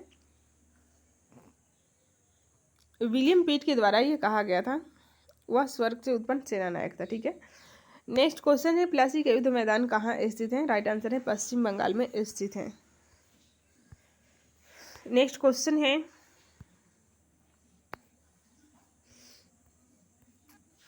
निम्न में से किसने अपनी राजधानी मुर्शिदाबाद से मुंगेर स्थानांतरित की थी, तो राइट आंसर हो जाएगा मीर कासिम के द्वारा किया गया था, मीर कासिम के द्वारा।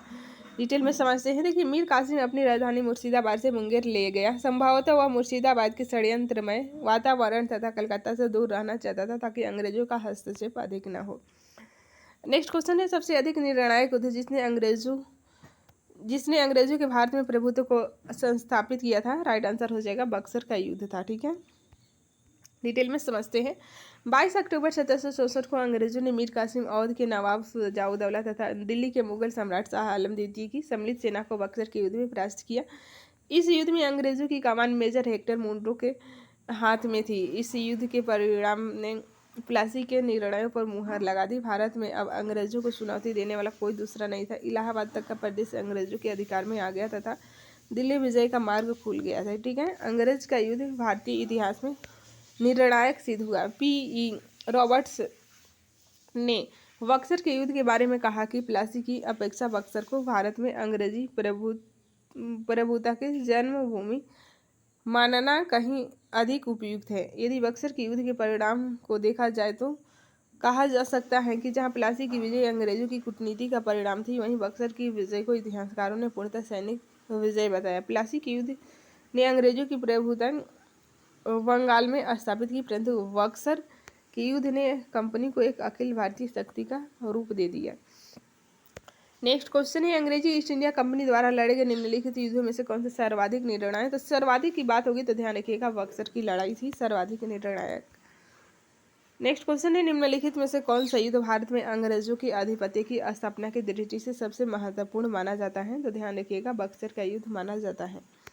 बक्सर के युद्ध के समय दिल्ली का शासक कौन था, ध्यान रखिएगा शाह आलम द्वितीय था बक्सर के युद्ध के समय दिल्ली का शासक। बक्सर की लड़ाई के समय बंगाल के नवाब की बात होगी तो मीर जाफर आपको ध्यान रखना है। ठीक है, नेक्स्ट क्वेश्चन है, निम्नलिखित में से किस एक शासक ने ईस्ट इंडिया कंपनी को दीवानी प्रदान की थी, वह था, ऑप्शन सी सही हो जाएगा, शाह आलम द्वितीय था, शाह आलम द्वितीय। डिटेल में समझते हैं। इलाहाबाद की दूसरी संधि 16 अगस्त 1765 के अनुसार शाह आलम को अंग्रेजी संरक्षण में ले लिया गया तथा उसे इलाहाबाद में रखा गया। इलाहाबाद तथा कड़ा के जो क्षेत्र नवाब ने छोड़ दिए थे शाह आलम को मिले। 12 अगस्त 1765 के अपने फरमान द्वारा मुगल बादशाह शाह आलम द्वितीय ने कंपनी को बंगाल, बिहार तथा उड़ीसा की दीवानी अस्थायी रूप से दे दी। इस समय Robert Clive east India company का बंगाल का गवर्नर था। शाह आलम द्वितीय का संपूर्ण जीवन आपदाओं से ग्रस्त रहा। उसे 1788 ईस्वी में अंधा कर दिया गया था। ठीक है, शाह आलम द्वितीय के समय में 1803 ईस्वी में दिल्ली पर अंग्रेजों का अधिकार हो गया। शाह आलम द्वितीय तथा उसके दो उत्तराधिकारी अकबर द्वितीय और बहादुर शाह द्वितीय ईस्ट इंडिया कंपनी में पेंशन भोगी मात्र बनकर रहे। ठीक है, नेक्स्ट क्वेश्चन है फ्रेंड्स, 1765 ईस्वी में ईस्ट इंडिया कंपनी को बंगाल की दीवानी किसने प्रदान की थी, ऑप्शन नंबर बी सही हो जाएगा, मुगल सम्राट के द्वारा प्रदान की गई थी। किस गवर्नर के कार्यकाल में ईस्ट इंडिया कंपनी को शहंशाह शाह आलम द्वारा बंगाल, बिहार तथा उड़ीसा में दीवानी अधिकार दिए गए थे, तो सही उत्तर हो जाएगा लॉर्ड क्लाइव के द्वारा। नेक्स्ट क्वेश्चन है, सम्राट शाह आलम द्वितीय ने ईस्ट इंडिया कंपनी को बंगाल, बिहार तथा उड़ीसा की दीवानी प्रदान की थी। 12 अगस्त 1765 को प्रदान की थी। ठीक है। इलाहाबाद की संधि के बाद रॉबर्ट क्लाइव ने मुर्शिदाबाद का उपदीवान किसे नियुक्त किया गया था? तो ध्यान रखिएगा, मोहम्मद रजा खान को मुर्शिदाबाद का नियुक्त किया था। डिटेल में समझते हैं। देखिए, इलाहाबाद की दूसरी संधि 16 अगस्त 1765 के अनुसार भागोड़े सम्राट शाह आलम को अंग्रेजी संरक्षण में ले लिया गया तथा उसे इलाहाबाद में रखा गया। शाह आलम ने संयुक्त संधि के प्रावधान द्वारा कंपनी को बंगाल, बिहार, उड़ीसा की दीवानी अस्थायी रूप से दे दी गई। नज्म उद्दौला को बंगाल का नवाब स्वीकार किया गया, जिसके बदले नवाब द्वारा सम्राट को 26 लाख रुपए वार्षिक अदा की जाती थी। ठीक है। इस समय कंपनी सीधे कर संग्रह करने का भार न तो लेना चाहती थी और न ही उसके पास ऐसी क्षमता थी। कंपनी ने दीवानी कार्य के लिए 2 उपदीवान, बंगाल के लिए मोहम्मद रजा खान तथा बिहार के लिए सीताब राय की नियुक्ति की। मोहम्मद रजा खान उप नजीम के रूप में भी कार्य करते थे। इस प्रकार समस्त दीवानी तथा निजामत का कार्य भारतीयों द्वारा ही चलता था, यद्यपि अधिकार कंपनी के हाथ में था। ठीक है। 1765 ईस्वी में दीवानी प्रदान किए जाने के बाद ब्रिटिश सबसे पहले निम्नलिखित में से किस पर्वतीय जनजाति के संपर्क में आए थे? ध्यान रखिएगा, खांसी के संपर्क में आए थे। डिटेल में समझते हैं। बंगाल की दीवानी प्राप्त करने के पश्चात ब्रिटिश 1765 ईस्वी में सिलहट आए थे। खासी जनजाति के लोग चावल, नमक एवं सूखी मछलियों के बदले रेशम, सूती सामान, लोहा, मोम, मधु एवं सिंह का व्यापार करने हेतु सिलहट की सीमा पर पंडुआ में आते थे। खासी पर्वतों में पास जाने वाले चूना पत्थर का उपयोग तब बंगाल में चूना पत्थर की मांग की पूर्ति हेतु किया जाता था। कुछ समय पश्चात ईस्ट इंडिया कंपनी के ब्रिटिश अधिकारी चूना पत्थर का प्रयोग करने लगे, जिससे वे खासी जनजाति के संपर्क में आ गए थे। ठीक है। नेक्स्ट क्वेश्चन है, अवध सल्तनत के हिंदू नायब वजीर के संदर्भ में निम्नलिखित कथनों में से कौन से सही हैं? तो आपको सही कथन की पहचान करनी है। पहला कथन है, राजा टिकैत राय नवाब आसफुद्दौला के अर्थ मंत्री थे। बिल्कुल सही है। अवध के नवाबों के राज्य में सामान्यतः कतिपय हिंदू जातियों के लोगों को उच्च स्थान प्राप्त था। तो बिल्कुल सही है, इसमें दोनों सही है, तो ऑप्शन नंबर सी सही हो जाएगा। ठीक है। डिटेल में समझते हैं। राजा टिकैत राय नवाब आसफुद्दौला के दीवान या अर्थ मंत्री थे, अतः कथन एक सही है। अवध के नवाबों के राज्य में हिंदू अधिकारियों को भी उच्च पदों पर नियुक्ति की गई। उदाहरणतः आसफुद्दौला के दीवान राजा टिकैत राय व राजा झाऊलाल एवं नवाब सफदर जंग के प्रधानमंत्री व सेनानायक राजा नावल राय आदि इन्हीं जातियों के प्रतिनिधि थे, अतः कथन दो भी सही है। ठीक है। 18वें शतक में भारत में लड़े गए युद्धों का निम्नलिखित में से सही कालानुक्रम कौन सा है? ऑप्शन नंबर बी सही हो जाएगा। अंबर का युद्ध, प्लासी युद्ध, वांडीवास युद्ध और बक्सर का युद्ध, ये सही क्रम है। ठीक है। चलिए इसका डेट देख लेते हैं, जो कि मोस्ट इम्पोर्टेंट है, ध्यान से सुनते जाइए। देखिए, अंबर के युद्ध की बात करें तो ये 1749 ईस्वी में मुजफ्फर जंग, चंदा साहब तथा फ्रांसीसियों की संयुक्त सेनाओं ने बेलूर के समीप अंबर नामक स्थान पर कर्नाटक के नवाब अनवरुद्दीन को पराजित कर उसकी हत्या कर दी थी। मुजफ्फर जंग दक्कन का सूबेदार बन गया। इस उपलक्ष्य में उसने अपने हितकारी डुप्ले को कृष्णा नदी के दक्षिणी भाग के मुगल प्रदेशों का गवर्नर नियुक्त कर दिया तथा उत्तरी सरकार के कुछ जिले भी फ्रांसीसियों को दे दिए। इसके अतिरिक्त मुजफ्फर जंग की प्रार्थना पर एक फ्रेंच सेना की टुकड़ी बुसी के नेतृत्व में हैदराबाद में तैनात की गई। ठीक है। प्लासी का युद्ध जून 1797 में हुआ था। अंग्रेजों तथा बंगाल के नवाब सिराजुद्दौला के मध्य युद्ध के परिणाम स्वरूप अंग्रेजों का पूरे बंगाल पर नियंत्रण हो गया। क्लाइव ने मीर जाफर को बंगाल का नवाब बनाया। ठीक है। नवाब बनने के बाद मीर जाफर ने अंग्रेजों को उसकी सेवाओं के लिए 26 परगनों की जमींदारी से पुरस्कृत किया और क्लाइव को 2,34,000 पाउंड की निजी भेंट दी। तो ये प्लासी की युद्ध की बात है। वांडीवास की युद्ध की बात करें तो जनवरी 1760 में अंग्रेजों तथा फ्रांसीसियों के मध्य हुआ था। युद्ध में फ्रांसीसी पराजित हुए। अंग्रेजी सेना का नेतृत्व सर आयरकुट ने, जबकि फ्रांसीसी सेना का नेतृत्व काउंट डी लाली ने किया था। और बक्सर की युद्ध अक्टूबर 1764 में हुआ था। मीर कासिम, अवध के नवाब शुजाउद्दौला एवं मुगल सम्राट शाह आलम द्वितीय की संयुक्त सेना तथा अंग्रेजों के मध्य हुआ था। युद्ध में अंग्रेजी विजय रहे। इस युद्ध में अंग्रेजी सेना का नेतृत्व हेक्टर मुनरो ने किया था। बक्सर के युद्ध ने प्लासी के निर्णय पर मुहर लगा दी। इस प्रकार विकल्प डी सही हो जाएगा। ठीक है। उस फ्रांसीसी सेनापति का नाम बताइए जो 1760 के वांडीवास युद्ध में पराजित हुआ था। तो आप सभी को पता है काउंट लाली पराजित हुए थे। ठीक है, वांडीवास के युद्ध में ब्रिटिश ने फ्रेंच को हराया था। क्या हुआ था? तो ब्रिटिश ने फ्रेंच को हराया था। 1760 में हुआ था। डेट भी आपको ध्यान रखना है। 1760 का प्रसिद्ध वांडीवास का युद्ध अंग्रेजों द्वारा किसके खिलाफ लड़ा गया था? तो आप सभी को पता है फ्रांसीसियों के खिलाफ लड़ा गया था। नेक्स्ट है निम्नलिखित में से युग में कौन सा सही सुमेलित है? तो सही सुमेलित की बात हो रही है। वांडीवास का युद्ध फ्रांसीसी ब्रिटिश ईस्ट इंडिया कंपनी था। ऑप्शन नंबर 20 सही हो जाएगा। डिटेल में समझते हैं। देखिए, बक्सर का युद्ध 22 अक्टूबर 1764 को अवध के नवाब शुजाउद्दौला, मुगल सम्राट शाह आलम तथा मीर कासिम की संयुक्त सेनाओं और अंग्रेजों के मध्य हुआ था। वांडीवास के युद्ध 22 जनवरी 1760 को अंग्रेजों तथा फ्रांसीसियों के मध्य हुआ था। इस युद्ध में फ्रांसीसी पराजित हुए। यही पराजय भारत में उनके पतन की शुरुआत थी। चिलियावाला का युद्ध 13 जनवरी 1849 को लड़ा गया था। तो डेट ध्यान रखिएगा, चिलियावाला का युद्ध 13 जनवरी 1849 को। ठीक है, इस युद्ध में अंग्रेजी सेना का नेतृत्व लॉर्ड गफ ने किया था तथा सिख सेना शेर सिंह के नेतृत्व में लड़ी गई थी। यह युद्ध अनिर्णित समाप्त हुआ।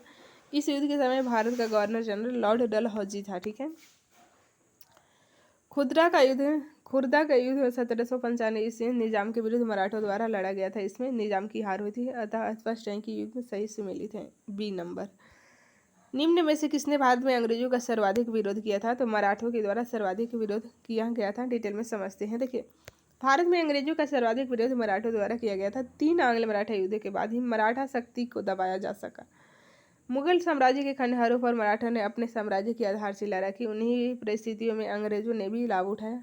प्रथम आंग्ल मराठा युद्ध में अंग्रेजों को मुंह की खानी पड़ी। सालपाई की संधि से प्रथम युद्ध बंद हुआ। वेलेस्ली ने 1802 ईस्वी में अपने सहायक संधि के जाल में पेशवा को बांध लिया। 1818 ईस्वी में लॉर्ड हेस्टिंग्स ने मराठों की रही सही शक्ति को समाप्त कर ब्रिटिश सरोजता की स्थापना की। ठीक है, नेक्स्ट चैप्टर है क्षेत्रीय राज्य पंजाब एवं मैसूर के बारे में देखते हैं। रणजीत सिंह का जन्म 13 नवंबर 1780 को सुकरचकिया मिसल के मुखिया महासिंह के घर हुआ था। महाराजा रणजीत सिंह और अंग्रेजों के बीच 25 अप्रैल 1809 को अमृतसर की संधि हुई। उसने 1818 ईस्वी में मुल्तान, 1819 ईस्वी में कश्मीर और 1834 ईस्वी में पेशावर को जीत लिया। 1798 ईस्वी में अफगानिस्तान के शासक जमान शाह ने पंजाब पर आक्रमण किया। वापस जाते समय उनकी तोपें सिनाब नदी में गिर गई थी। रणजीत सिंह ने उन्हें निकलवाकर वापस भिजवा दिया।